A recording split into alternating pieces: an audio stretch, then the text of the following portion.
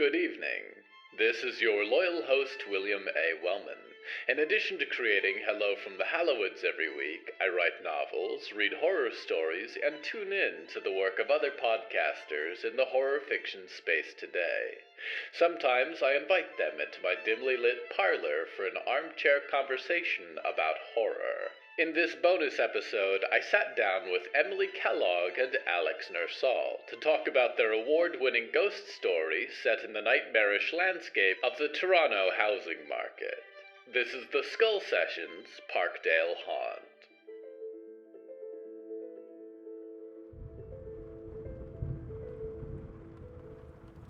We are here today with Alex Nersall and Emily Kellogg. For the both of you, what would you like written on the back of your book jackets for your inevitable novels? I thought you were going to say obits. I don't know why. They're just like, what do you want in your obituary? What would you like written in your obituary? Yes. Hi, I'm Alex Nersall. I am one of the co-writers of Parkdale Haunt. I'm also the director and the voice of Judith, and you can also find me on the actual play podcast Dice Shame as Mari, and I'm on Twitter and Instagram generally being a menace at Salt and Ketchup. Put that in my obit. Hi, I'm Emily Kellogg. I'm also co-creator, co-writer Parkdale Haunt, and I'm the voice of Claire. And let's see, on the book jacket, I want it to say that I look really cool in a leather jacket. Ooh. It's true. And don't ride a motorcycle, but if I did, I'd be really good at it. And I have a fluffy black cat named Floof the cat, and he is my muse. And the fact that he's not credited on everything I do is something that he harangues me for every day when he meows at me for his breakfast. God. Oh, Floof. He deserves more credit. When you can find pictures of him if you follow me on social media at Emily_Kellogg. 2 L's, 2 G's. I have no relation to the cereal company. Yeah. Oh, my book jacket doesn't. I need something cooler for it. I mean, you also look cool in the leather jacket. This is true. I used to write on a lot of stuff that I when I need like a jokey bio, that I look kind of like a cross between like young Winona Ryder and a young Winona Ryder's less attractive cousin. But yeah, I think my back of my book jacket would just say like, if you know me, I'm probably going to make you watch an F1 race at least once. Which I've done to Emily. Yes. Yes, she did. And she also created a PowerPoint. Yes, and I made you brunch. So at the very least, it comes with both an informational session and food. Mm-hmm. We've talked before the meeting and at various points about terrible basements. I'm usually curious for people who've sort of gravitated to the horror and spooky genres, what drew people into that path. But it sounds like the both of you had separate awful basement experiences early on that may have predestined that. Well, I am always happy to tell this basement story. People might have heard it before at this point, but it's an important and formative experience in my life, which is that my household, growing up, I believed the house to be haunted. Whether or not it was a mixture of rats and my imagination remains to be seen, but what is provable is that I inherited a lot of furniture from the old lady who lived there before me. And one of these pieces of furniture was a bed. Underneath the bed was a diary of a teenage girl who lived there before me. In said diary, she referenced a place called the secret part of the basement. I was 7 or 8, very, very ready to explore, to find the secret part of the basement. I went down to the basement, in which there were a lot of rats, but there were also weird graffiti on the wall that was pointing me in a certain direction. I followed the direction. The basement became a crawl space. I had to crawl on my hands and my knees. There was no light except for my one little flashlight.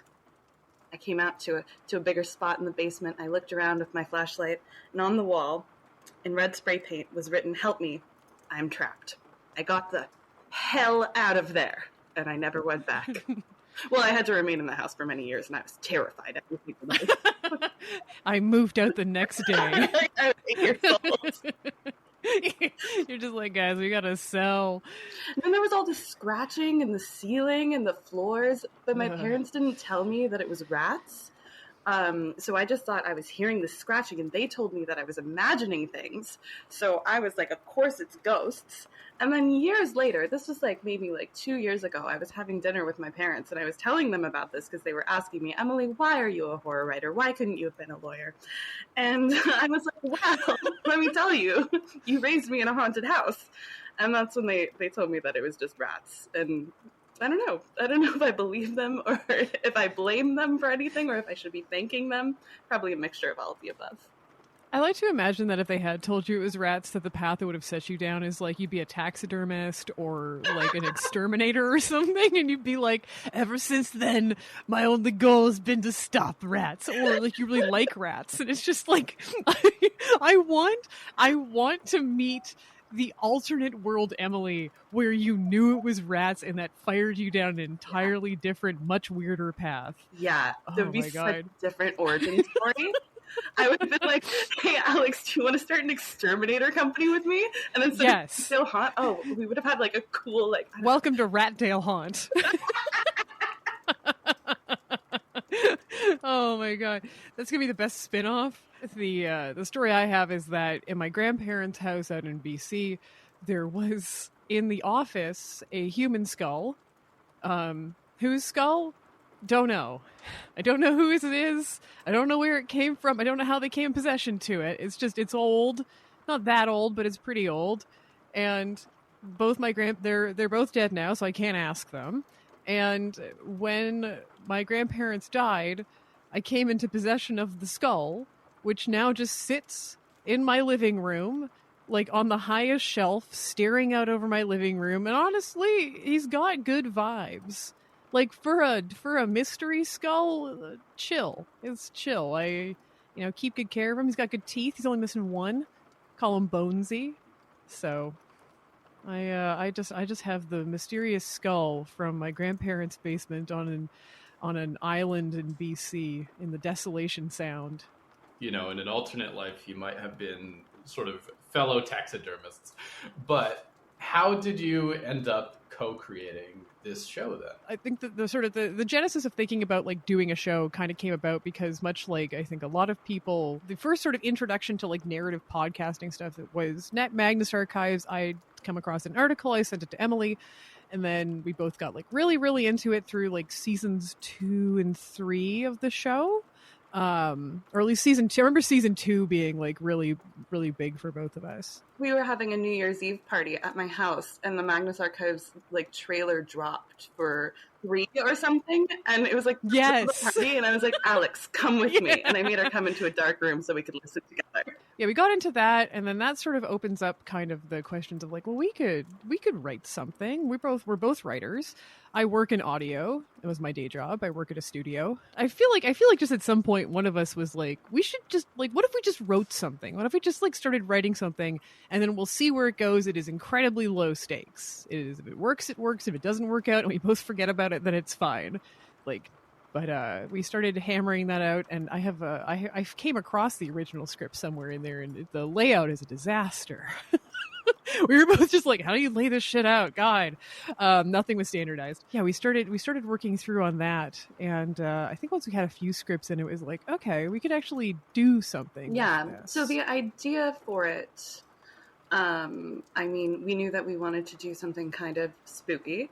And so we kind of just sat down and hashed out various ideas. And the one that seemed to stuck was about this girl inheriting a house in Toronto and what would go with that. There had been this viral story going around Toronto about someone who had renovated a house, and it had been their quote unquote house from hell, but it was really like very kind of superficial problems. But we thought that sort of was such a funny idea of actually renovating the house from hell, but like, let's make it literally hell as opposed to being like just about Home Depot problems. It kind of launched us forward of being like, she inherits this house, they start a renovation, and it's literally a hell house. And I think the big push was that, we wanted to write something that was focusing on these two characters through their friendship, through all their relationship, and that was sort of a big focal point of it. Like, you have all the scary stuff, but then a big driving force is the close-knit friendship between these two characters. Yeah, I just started writing, and then eventually I actually do work with Ian in real life, both on the show and real life,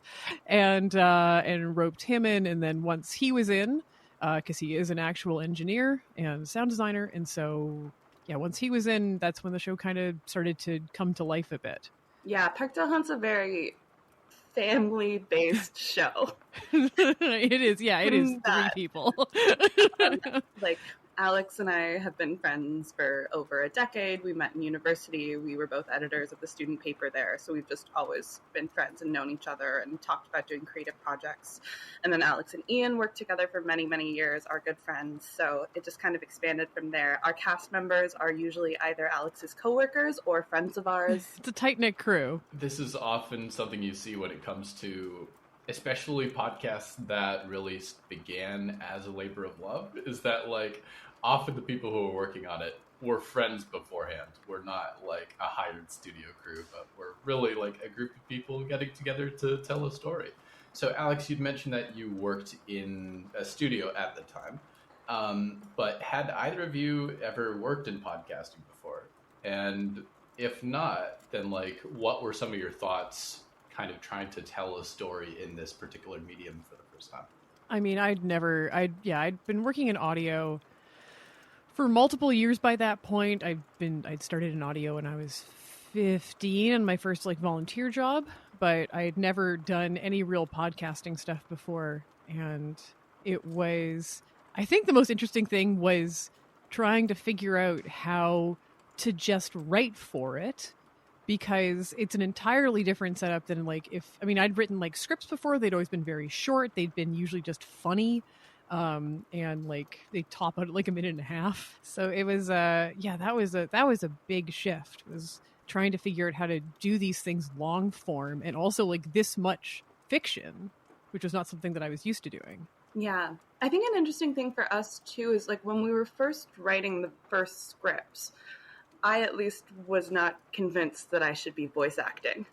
I believe I said to Alex, I was like, we should probably get someone like a real actor to do it. And Alex was like, I think we can do it. I think we should give it a shot. And I was like, okay, well, if I destroy our show trying that, you can replace me and I won't be offended. But then that became something that I think we all fell in love with, the voice acting, because the way we do it is we were blessed enough to be able to go into the studio where Alex and Ian work. So we're able to record live in real time, playing off of each other with Alex directing in real time, which just helped so much for someone who's voice acting for the first time. And, you know, we already kind of have established rapport with one another. And then we're able to have Alex be there live and in person when she's like, Emily, I don't think that's how a word is pronounced. Or like, or just like, why are you talking so quickly, Emily? Can you just like take a breath?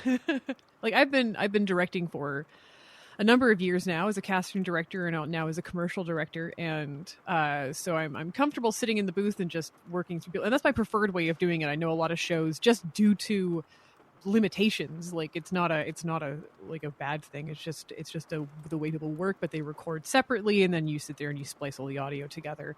And so it was very, very nice to get everyone, we would do these all broken up, but like to get people in the booth and to sit there and to direct them and to get the performances that I would be like hearing in my head or the thing that I like really wanted to push. And like I believe in like a lot of freedom for the actors. I think a great example of someone where it's like, I'm not really sure what to expect here was Taylor, who played A Bird, who like when we wrote all these parts and I was like, I don't know what this guy's going to sound like. And you suggested Taylor, Emily. And I was like, yeah, okay, cool. I don't really know this guy, but sure.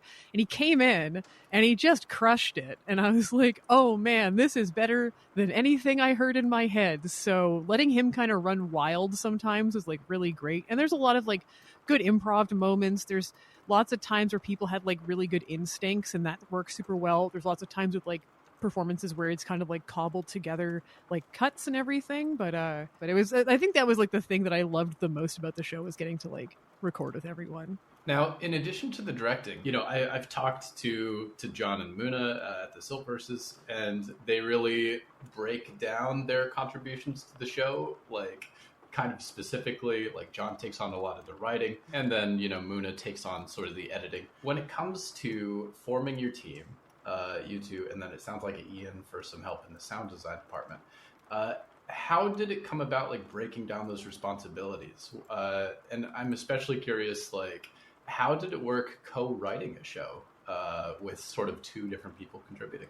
When it came to scripts, it was a lot of kind of passing back and forth. I feel like, as like at the start we were kind of writing together in a Google Doc, but then it ends up being the kind of thing that, like, it gets kind of messy in the Google Doc. I feel like where you're just like, wait, what's happening? What got added? I don't know, and you're like losing track of what's happening. And so we shifted to like just tossing a Word doc back and forth. I would write a draft, and Emily would do a draft, and I would do a thing, and back and forth until like it basically was locked. So then and then once we'd hit a stage where it's like, this feels done, I would usually do like one big pass and just make sure everything was like locked, so that it, like, there wasn't like one thing where like something missing or anything like that. And then when it came to audio side of stuff, it was like I would do the dialogue edits, because those are grunt work and tiring, and I don't want to put that on Ian. And also because I'm going to nitpick all the timings 4,000 times, so I'm just going to put that on myself and not make Ian do it, and then send him 700 pages of notes saying, remove 1 second here, because then he would never speak to me again. But and then all of the sound design, like every piece of sound design that's not just timing dialogue, is Ian. So it was like a ton of work on his part for that one. Like he really, put his whole self into it. And I think we'd been talking about it at one point recently, like after we'd sort of wrapped everything, and he was sort of just saying that, like, part of the fun for him was that he had limitations because there was like a script, and you can, there's like rules you have to follow, but also like he was just given this sandbox to play in, and you could just, lots of it was like very vague. Like, what's a pocket dimension sound like? I don't know, man, go nuts. We're not giving you like a hard and fast thing. Like, maybe there's suggestions or something like that, but like he's just kind of allowed just to do whatever feels right, and he did a fantastic job. Yeah, I mean, I think the only thing I would add is just that usually we would have a big conversation where we would talk really top level.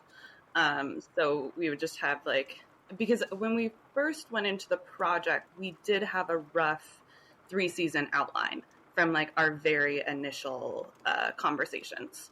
So a lot would come out from those conversations that would then later need to be filled in, but we would have kind of a big picture that guided us a little bit. But it was definitely very ad hoc, and we learned as we went. It's a passion project, and a lot of files being sent back and forth with comments and, track changes, etc. I forgot about the part where we'd sit down and plan everything. That's a kind of a key part. No, it's not just vibes based. Think about sometimes it's just when we have conversations about like what scares us, and we're just like, what are lists of things that scare us, and how can we use this? How can we use our personal horrors and bring them to others? Number 1, rats. Number 2, basements. Emily and I sit down, go through our thoughts and plans, sort of loosely map out the season, and if there's like big points we want to hit, if there's certain episode things, and so we'd have a guide to work off of, and then it would be like, the back and forth of like, I write some stuff, she writes some stuff, I write some stuff, she writes some stuff, just back and forth until the script is at a space where it's done. The show is cobbled together usually over like a series of like a whole bunch of sessions, usually in the span of like a month, although season 1 I think we recorded over the span of like a year, because we were just slowly doing it. We had no plan and no idea what we were doing, so that was just 2019.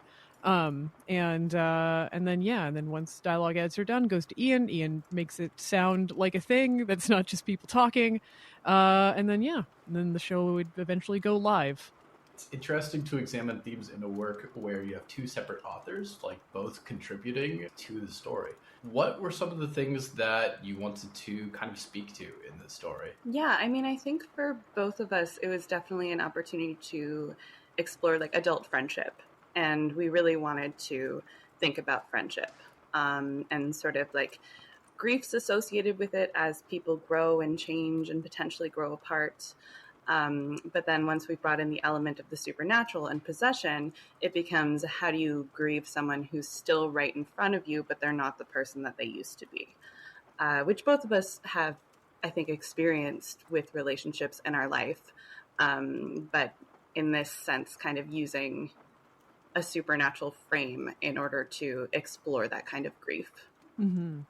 Yeah, and like looking at how friendships change, the stresses that they can come under, and I think also looking at platonic friendships between two women and men and women, like that was sort of a thing. Like I think one thing that we always really we had talked a lot about was that we never wanted to set up like a lot, like have this be like a romantic relationship show. There are romantic relationships in the show, but they are not at the forefront, and it's not the end goal either of these characters' relationships. It's not like the final peak is that they're going to get together, and which is like, again, that's not a bad thing. It's just a thing.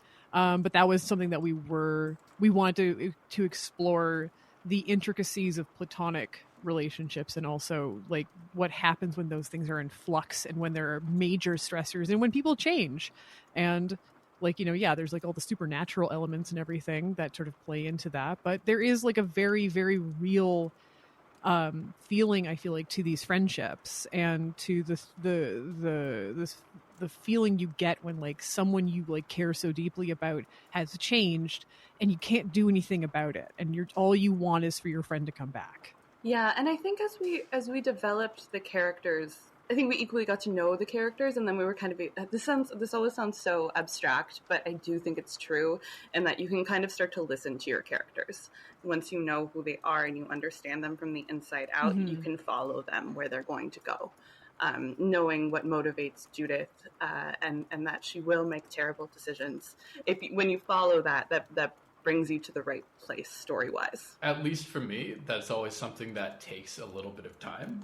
Often when a character first hits the page, they're almost as much of a stranger to me as they are to the audience. And it'll take me like a couple of weeks generally just to begin to understand, like, oh, this is what they do on the outside, but this is the internal like heart of that character that's driving all those decisions. I mean, I do think it just takes time. Yeah. And a lot of like sitting with your character and writing for them, getting to know them. Yeah, and I think also not getting too, I think I kind of subscribe to the idea when I'm writing stuff that like nothing is truly set in stone in my plan, that like characters will change and that's okay, that you can let them evolve as you write them, that they're not going to stay static. Even your idea of them, characters are fluid in the same way that people are, and you also don't need to lay everything out. You can let kind of some things kind of hide in the background and keep it as a thing that like motivates you, that like you don't need to tell the audience.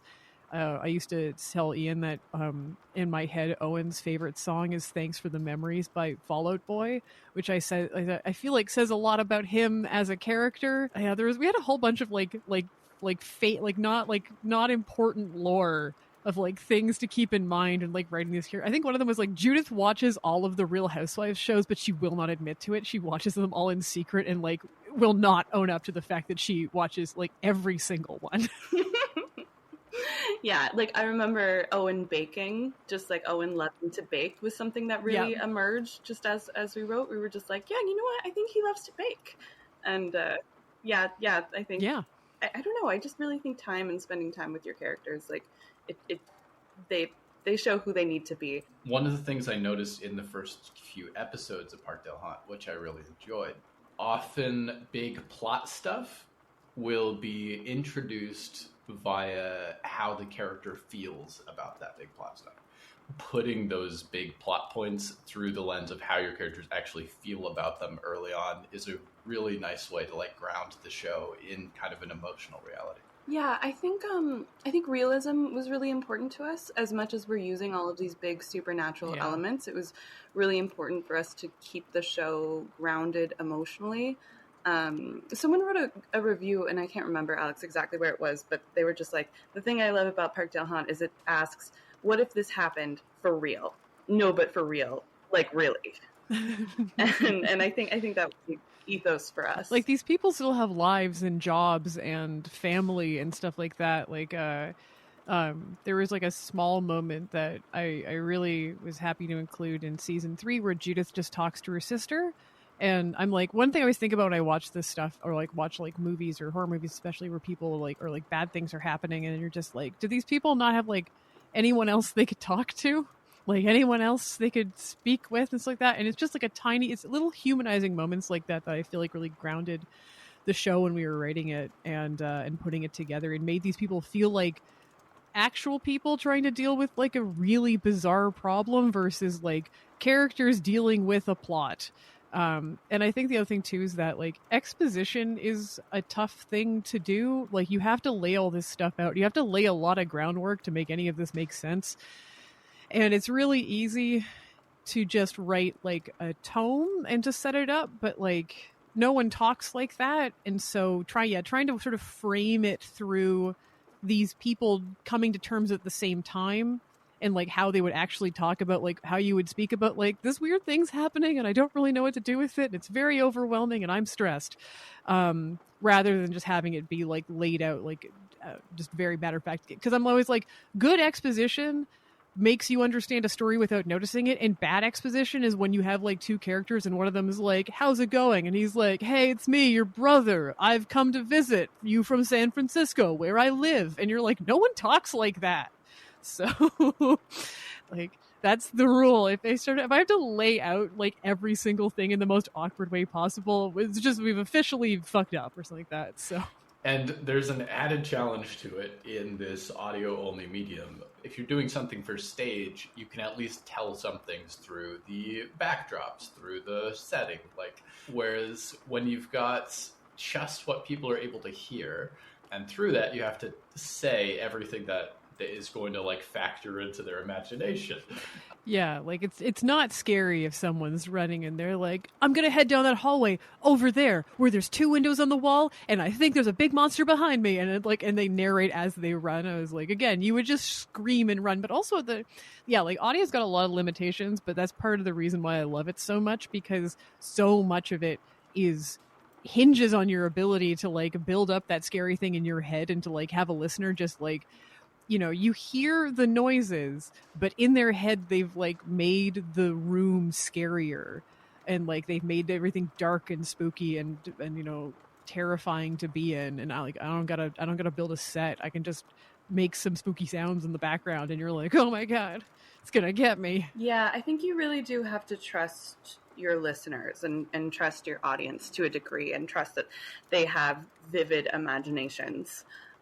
Because I think that so often, even when you're watching a horror movie or something, the greatest fear comes before you literally visually see whatever the monster is. It's from that tension. It's from allowing the viewer to fill in the gaps. Because when I come up with the scariest thing in the world, it's going to be specifically the scariest thing in the world to me. And if I were to show it to other people, that wouldn't be their scariest thing in the world. So allowing there to be some room for the audience to be able to bring themselves to it, I think is actually like a big benefit of audio. I agree with Alex. I have a document on my computer that's called like the Parkdale Haunt That Never Was, which is a list of all these plot points we cut, things we never did, original ideas for the show, the original show description, which was changed a lot from where we started to where we ended up.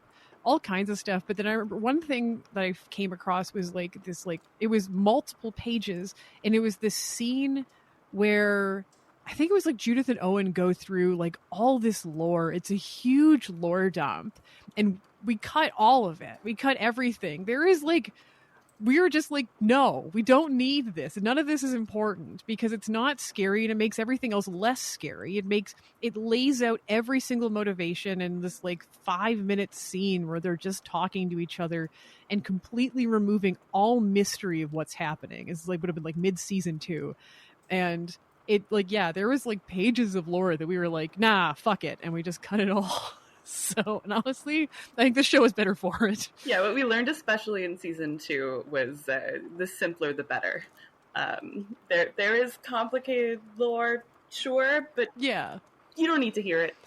You get it. Yeah, yeah. We give enough. I feel like that you can like understand what's happening, and that there's like, yeah, spooky cult things happening, blood sacrifice, etc., etc. But you don't need 35 pages of like Judith going through a book being like, I found this other thing and it says here in 1841, and you're like, okay, we got it. One of the things I was curious about as well, this house almost has like a street address in Toronto. Dowling Avenue. Were there any concerns with like setting the story in sort of a very real place? Was there anything from living there that you wanted to like make sure gets a nod in the story? Just the untenability of owning a house in the city. No. We thought a lot about real estate, and a conversation that Alex and I had is directly prior to writing Parkdale Haunt. I had just been going through a big like apartment hunt. And at the time, I think it was like 2018 when I was looking. And at the time, it was particularly bad in Toronto.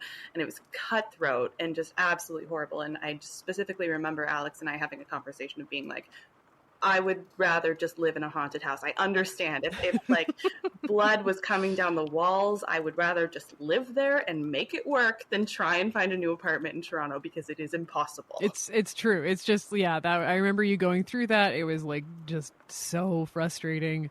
Just where it's just like, oh my god, why does it suck so bad out here? I think like a lot of people in Toronto, we have both like a real love for the city and a real just like frustration with it, because there's a lot of really wonderful things, and it's a really fun place to set something like this, because Toronto is diverse in multiple ways, and one way is just like in the general topography and the layout of the city, which is kind of spoken to in the show with using the path and using like the them going on up on the hill at the end of season 3, and like all kinds of stuff where you're like, there's lots of weird, wonderful stuff about this city that we wanted to work in. But yeah, it's also deeply frustrating sometimes, I think. But of course, there's a reason that we're still here, and that comes from the fundamental love for Toronto. And Parkdale Haunt really is the love letter to Toronto in a lot of ways. And our love can be complicated and involve us not liking predatory real estate developers. But still, it's coming from a place of love. And as Alex was mentioning, we got to use a lot of set pieces in terms of we were playing around with the actual city.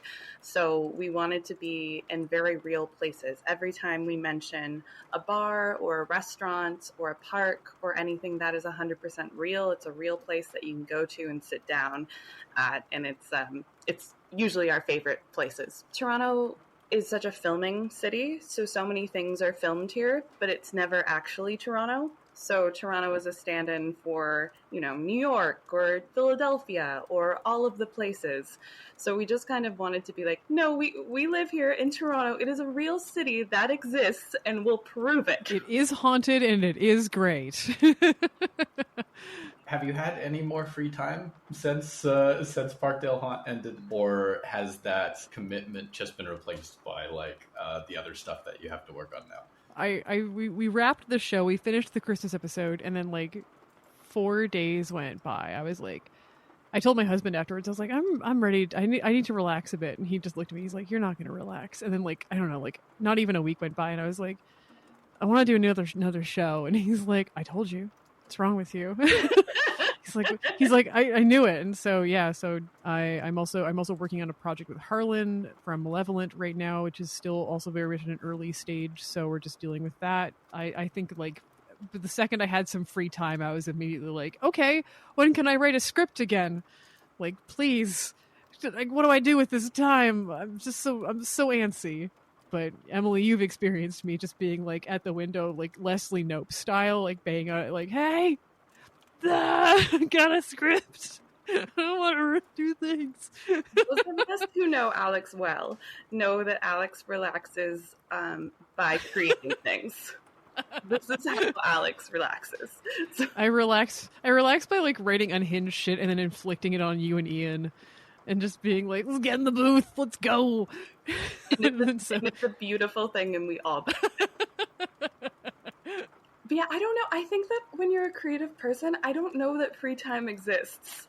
I think that you're always thinking about the next project. It's always ruminating. You're always thinking things through. Just the voices, the people in your head, they need avenues to come out, and they will just bang on the side of your skull until you let them out. So I Boy, will they. I think that I've kind of come to terms with the fact that I don't really think I do free time. It's just it's always on to the next creative thing, and so I'm excited to see where it will lead us all. We did. We had a story we wanted to tell, and I think we told it, and it fit lovely in that space that we told it. And yeah, I think like me, I think for all of us, it was like really bittersweet to end the show. It was like feeling really good, and we were having a great time, and it was doing really well. But we were just like, I don't want to drag this out. I don't want to like push another season and see like maybe this one will be good too. It's like, nah, we have an ending, and that ending feels satisfying, and let's keep it there. A young girl traipses down the basement stairs in a newly bought house, finds arrows pointing painted across the walls, a rat-scratched floor, and at the very back of the room, a very high bookshelf, on top of which sits 2 human skulls. They fill the basement with a whisper. What words do the skulls of Emily and Alex impart? Finally, my obit. I think the advice my skull would like to give is that there are so many ways to overthink creative projects and cause you to get into a state of paralysis where you don't move forward at all, where you don't make anything at all because you're just thinking, how could this possibly be possible? There's no way. And my advice, which is advice that I come back to often, is just do the thing. It can be bad, but it's better to do the thing than not do the thing. You don't need to know everything. You can learn as you go. You will never do anything if you're waiting to be ready to do the thing. Just do it right now. Start this exact second. Quit your job. No, don't quit your job. But yeah, just do the thing. I'm just imagining your skull just goes, do the thing. And it's just like, what? Do it. My writing advice is something that I learned a while ago. My favorite writing advice is something I learned a while ago in an interview with John Swartzwelder, who was a writer on The Simpsons. He did a lot of like really great episodes, which was just, he just talked about like when he was writing a script, he would just write everything. He wouldn't think it through. He would just write everything because it's better to have a whole bunch of shit down that you have to edit than to like nitpick it as you go. And that was like a huge, it like switched something in my brain. I was like, oh, if I just keep writing and I don't like think too hard, then like some good stuff shows up. There's some garbage, but like I can take the garbage out.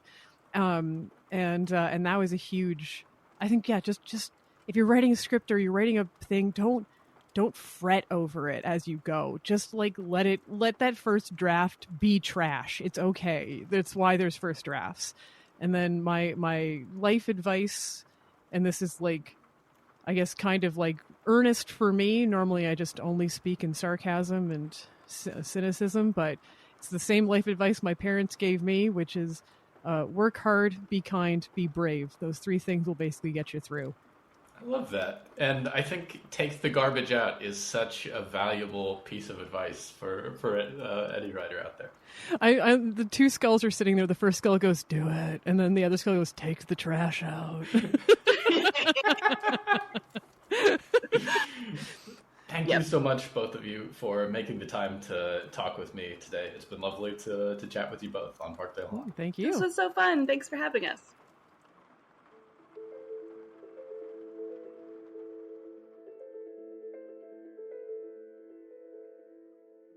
Alex Nursall and Emily Kellogg are the co-writers and creators of the acclaimed Canadian horror podcast Parkdale Haunt. You can find Alex at alexnursall.com or on Twitter at @saltandketchup. You can find Emily at emilykellogg.com or on Twitter at Emily_Kellogg. That's where Parkdale Haunt can be found, at Parkdale Haunt, or you can listen to it wherever you listen to podcasts. Hello from the Hallowoods is produced by William A. Wellman. That's me. For first access to new Skull sessions with other voices in the horror podcasting space, look to the Hallowoods Patreon at patreon.com/Hallowoods.